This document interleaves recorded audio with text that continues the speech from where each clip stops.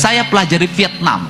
Vietnam mengalami kemajuan yang sangat luar biasa. Hari ini sungai-sungainya jernih, danau-danaunya bersih, masyarakatnya disiplin, pemerintahnya menggunakan tangan besi untuk mengatur rakyatnya. Tiongkok mengatur anak-anak muda yang pemabuk, mengatur anak-anak muda yang malas, mengatur anak-anak muda yang setiap hari marah pada orang tuanya menjadi benalu di keluarnya.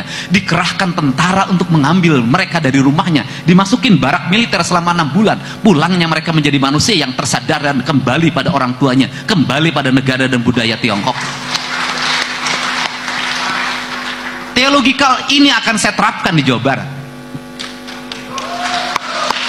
Tidak bisa dalam setiap tahun cerita kita hanya cerita geng motor. Tidak bisa dalam setiap tahun cerita kita hanya cerita tawuran. Tidak bisa setiap tahun cerita kita ada cerita orang yang mati karena oplosan. Ini harus segera dihentikan.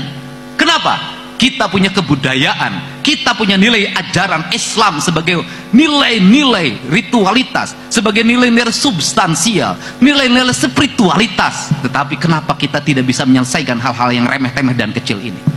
Faktornya cuma satu, kita lebih senang membangun wacana dibanding bertindak nyata.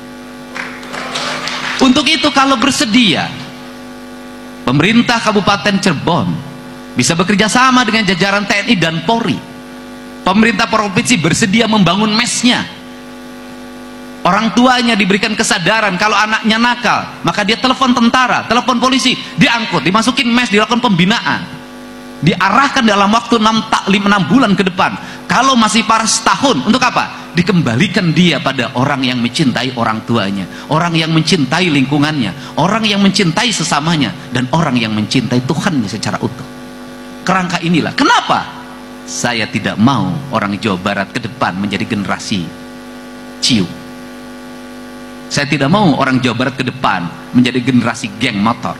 Saya tidak mau orang Jawa Barat menjadi monster di lingkungan rumahnya, menjadi monster di jalanannya. Pada akhirnya mereka mati muda. Ketika mati muda itulah saya tidak mau orang-orang terdidik berasal di luar dan mendominasi, dan orang sini selamanya hanya menjadi kuli terhadap tuannya.